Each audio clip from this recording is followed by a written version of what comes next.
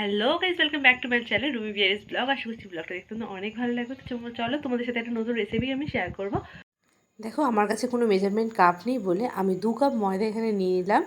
তো চলো তোমাদেরকে বলি আজ আমি কী রেসিপি করবো। আজকে আমি একটু ঠেকুয়া বানাবো। তো দেখো, 1 কাপ সুজি দিলাম, 2 কাপ ময়দাতে 1 কাপ সুজি, আর আমি এখানে দিয়ে দিচ্ছি গুঁড়ো পাউডার দুধ।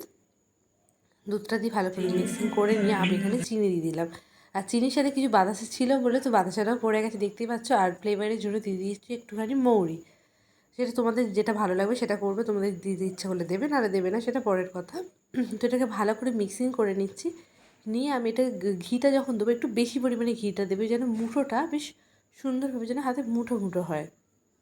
তো ঘিটা দিয়ে ভালোভাবে মিক্স করে নেবে, দিয়ে দেবে একদম যে মুঠো মতো ধরে নিয়েছি সেরকমভাবে যেন হয়, নাহলে জিনিসটা ভালো হবে না। তো এটাকে আমি ভালো করে মেখে নিয়েছি। নিয়ে দেখো আমি একটা সুন্দর শেপ দিয়ে নিয়েছি।